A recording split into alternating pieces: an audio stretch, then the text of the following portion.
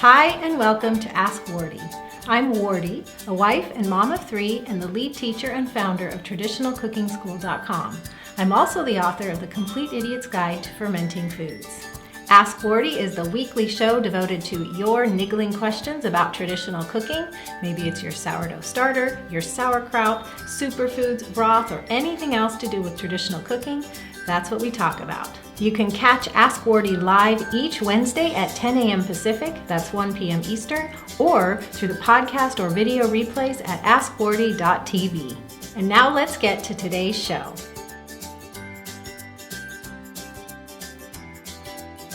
So welcome everyone to Ask Wardee. I'm so thrilled you're here with me. Welcome to those of you who are live and on the replay. And before we launch into today's question, I do want to give a special thanks to all of you who have been participating in the launch of Ask Wardee as a podcast on iTunes. I want to say thank you from the bottom of my heart because you are just blessing me tremendously with the ratings and the reviews, and what you have done in subscribing and what you have done has brought Ask Wardee to the top of several iTunes new and noteworthy charts.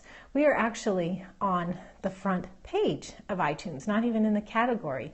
But if you launch iTunes on your computer and you go to the podcast store and you scroll through the new and noteworthy at the top, now it is at the very end of the top row, so you have to scroll a bit so far, but just the fact that it's in there is exciting. But if you go into the health section, it's number 2.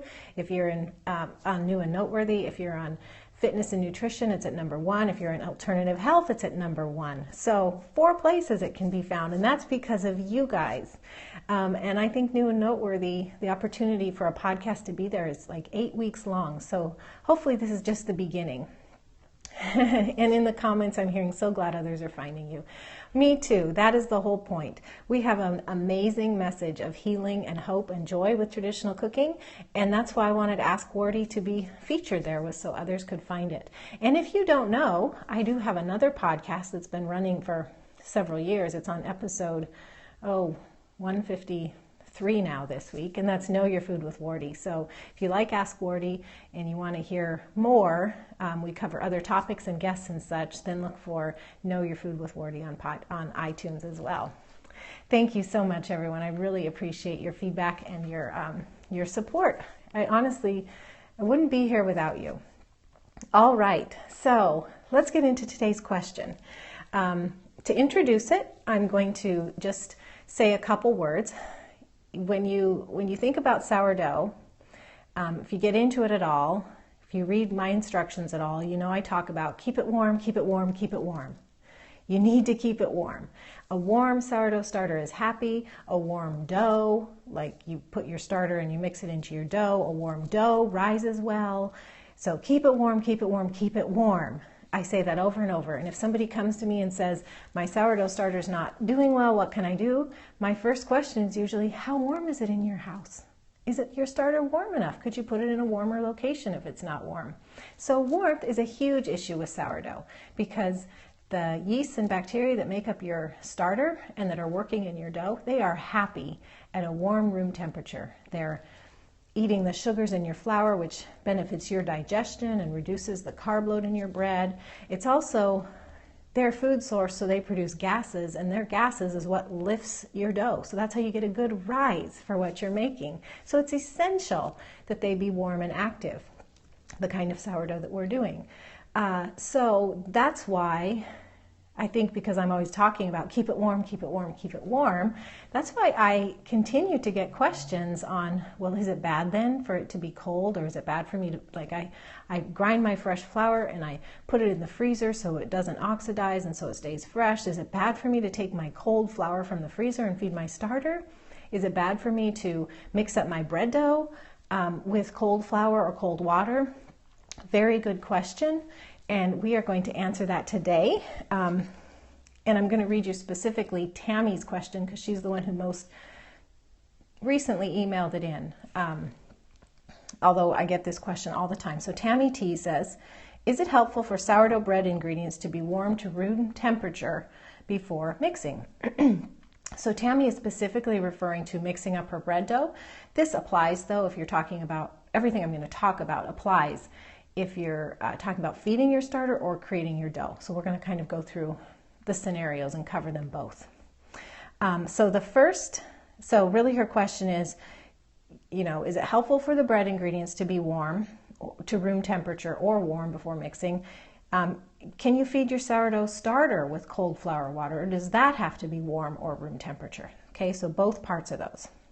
So I have 3 points to make here. Number 1 is, yes, it is helpful for your ingredients to be warm to room temperature before mixing up your dough or feeding your sourdough starter. And the reason is what I already explained to you. The sourdough starter, your dough, those organisms that are in that are happiest when they're warm, because they consume their food, they're active, they're happy.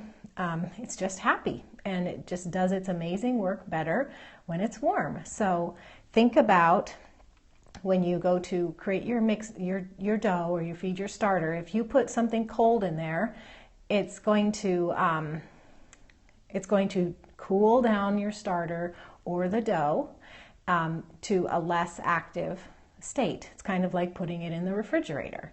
Now, so I prefer, whenever I'm feeding or whenever I'm mixing my dough, I prefer even to use slightly warm flour or slightly warm water. And slightly warm flour is fresh ground flour, so it comes out of your mill warm. And your dough and your starter love that because they're getting this nice, cozy, warm food and environment. So I prefer that.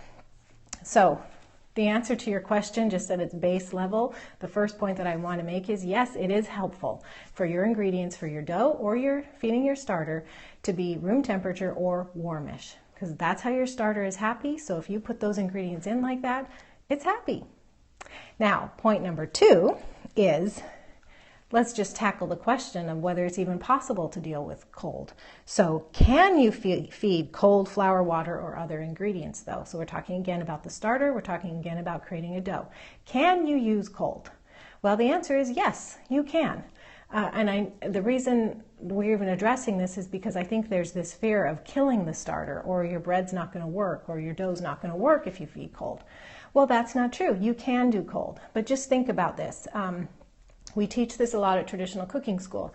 You can take your starter and you can keep it on the counter at room temperature, and you can feed it, twice a day is what we recommend in normal room temp. So you can feed it twice a day and keep it at room temperature. But if you're taking a break from baking, going out of town, or maybe you're a person who only bakes 1 day a week and you just don't want to feed it all week long, well, you can put it in the refrigerator for a break. Well, does that kill your starter to put it in the refrigerator? No. It just slows down the activity because it's cold. Does it mean the starter isn't eating its food because it's in the refrigerator? No, it actually is even consuming the food of the last feeding, just much more slowly because it reduces its activity in that colder temperature. So the same thing happens if you are to take your starter or mix your dough and your ingredients are cold. Your flour, your water, your eggs, anything else. If you're adding cold to your starter or to your dough, it's going to be kind of like putting it in the refrigerator. The temperature is going to cool down the starter or the dough, and it's going to be like putting it in the refrigerator. It's going to slow way down, but it's out at room temperature, right? So it will bounce back, and it'll just come back up to room temperature, if that makes sense. What else was I going to say about this? So just the bottom line is, that's no big deal if you're feeding it cold. It's not a big deal. You just want to account for the fact that it's cooled it down just like you put it in the fridge, and it has to come back to room temperature. So what this usually means is a longer time. So your dough has to sit longer to get warm again. Your starter will take longer to go through its food because it needs to get warm again. I do recommend, though, if you're making it cold, in terms of bread dough, cold bread dough just doesn't yield great bread. So if you are going to use cold ingredients to make your bread dough, make sure you're putting your dough in a warmer place so that it can bounce back and even warm up. So like by your fireplace, on your refrigerator, maybe even if you have a cube dehydrator, and take out the trays and put your dough in the dehydrator and just barely turn the fan on. So it just turns on so it's warmish. So that was point number 2. Yes, you can actually feed cold flour, water, and other ingredients for your starter or your dough. You just need to make sure to adjust the time because it'll get cold and it has to come back up to room temperature or warmer. The third point, I mentioned this when I sent out an email to invite you here today. The third point is, well, can you do that strategically? So, like, would you ever want to feed cold flour, water, or other ingredients? Could you ever do that strategically? Like, is there a purpose to that? Would that serve a purpose? The answer is yes, it actually can. Think about summer when your starter is hot all the time. So you want to bake bread or do something, you feed it, and it just blows through its food so fast. So by the time you come back to it, hoping that it's active and ready to do your bread dough, it's actually like an hour or two past, and it's got hooch on top and it's not active anymore, and you missed your chance to make really good bread because you're not using the starter at its active point. So use cold ingredients instead in the hot summer so that your starter doesn't blow through its food so fast, and so that you can actually come back to it and it is at its active place and it's more convenient for your schedule of when you want to mix up your bread dough. Does that make sense? The same thing goes for your starter and your dough. I want to make sure that's clear. So you want to bring your starter up to its active state, but you don't want it to go so fast because it's really hot summer. So you feed cold ingredients so that the time it reaches its peak is more convenient for you. It also applies to your bread dough. So you put your bread dough together, and if you use cold ingredients, it's not going to rise, depending on what recipe you're using. If you're doing a 2-rise recipe or a 3-rise recipe, any one of these you can, well, it's really the first one that's affected by the ingredients, the first souring stage. So, because if you're not working in other ingredients, there's no possibility to add cold. But the stage where you are working in additional ingredients, if you use cold, you can lengthen that out, which possibly might be more convenient for you. If you just have other things going on and you can't be available in an hour or two to move it on to the next stage, but if you use cold ingredients, it would make it last till 4 or 5 hours, so then that's more convenient for you.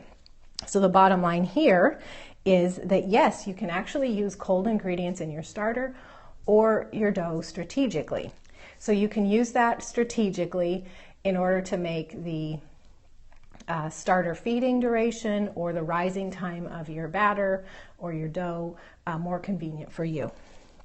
And it does take some trial and error, and I would not have the expectation, I mean you can, but I would suggest you don't chase after like perfection in timing, because your starter could be more active on some days. You can't control the temperature. It could be hotter one day than another day. So this is sort of like you want to stretch it a little bit using cold ingredients. So you just want to stretch it. You don't want to like nail it down to a specific time. So I'm going to encourage you to use it if it makes sense to you in the summer, but don't try to nail it down to a specific time that you can count on every time, okay?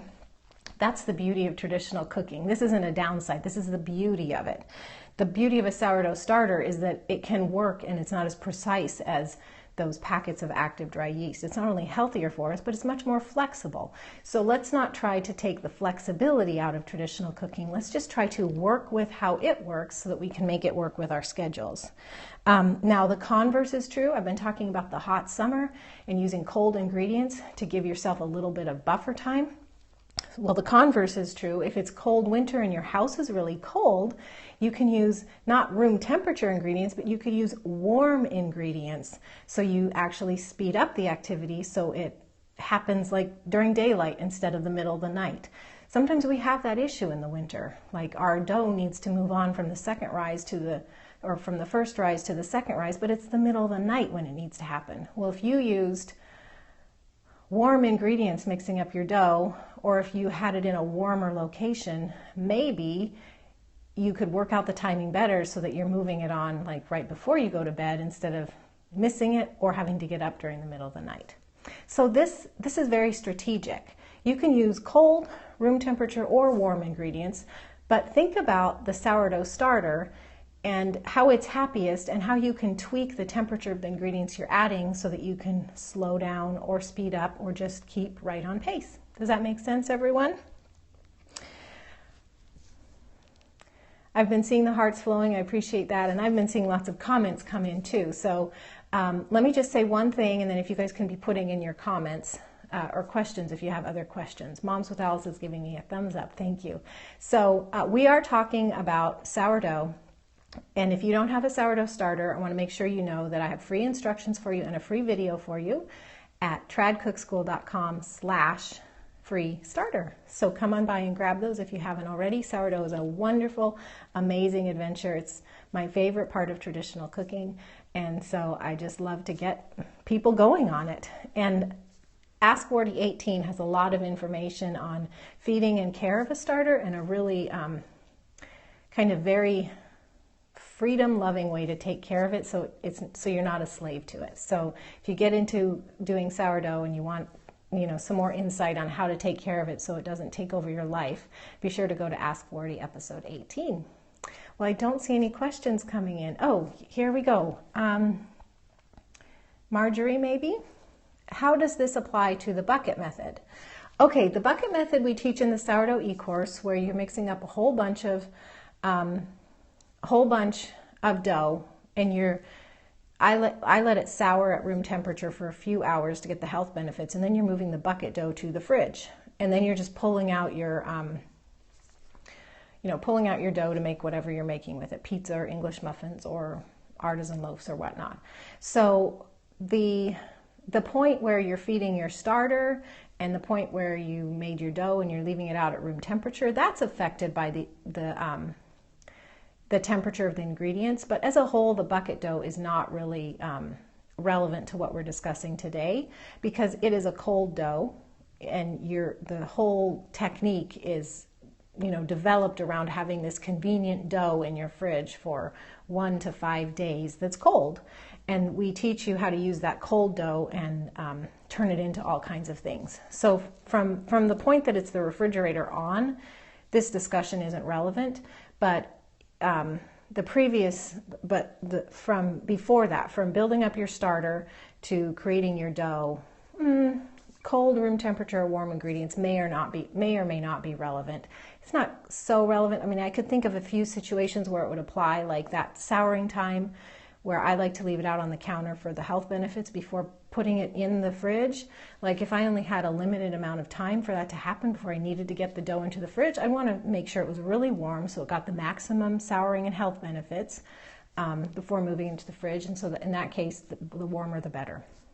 Could cold or warm ingredients affect the startup of your starter? Mama, stay strong. Yes, it can.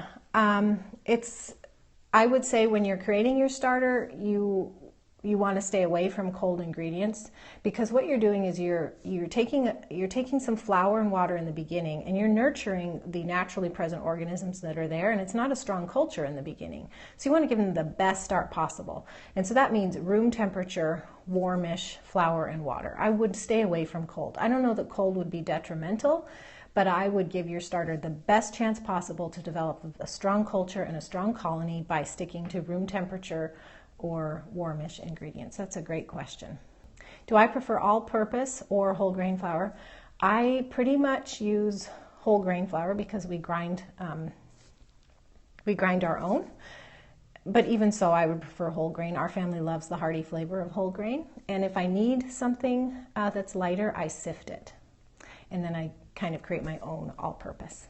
Can you use different flours at different feedings? You certainly can. You can feed whatever flour you'd like. Some starters go through a transition when you change the food source, but some just take it and run with it. So I would just pay attention to your starter's behavior to see what it can handle. But in general, the sugars in grains, the starches, that's what your starter, that's what those organisms want to eat. And they're pretty not fussy about, which grain the starch is in, if that makes sense. Thank you for the hearts. All right, well, I'm going to call it a wrap. Thank you, everyone, for being here. Remember, tradcookschool.com/starter for free instructions, and refer to Ask Wardee 18 for more information about starter care and feedings. And as far as this goes, I hope that you can use this strategically, or it makes sense and gives you freedom about when to use cold ingredients or when not to use cold ingredients to take care of your starter or your dough. God bless you, and see you again in a week. Thanks so much for coming today. It's been fun. Here's what to do next. Ask Wardee wouldn't be possible without your questions, so please keep them coming. If you're on Twitter, you can tweet me. Use the handle @TradCookSchool with your question and include the hashtag AskWardee. Or you can email me, wardee@askwardee.tv. To get the show notes, links I mentioned, or even to catch up on past episodes, just go to askwardee.tv. To join the fun of the live video recording of Ask Wardee each week, be sure to follow me @TradCookSchool on the Periscope app, or go to periscope.tv/TradCookSchool. We're live every Wednesday at 10 a.m. Pacific, that's 1 p.m. Eastern. And finally, you can subscribe to Ask Wardee as a podcast using iTunes, the podcast app, or Stitcher. If you're on a mobile device, just search for Ask Wardee right in the app. If you're on a desktop or laptop, just go to tradcookschool.com/awitunes for Ask Wardee iTunes. And while you're there, please leave a rating or review. I love to read your comments, and your feedback helps others who are interested in traditional cooking find my podcast too. Thanks so much, and I'll see you next week.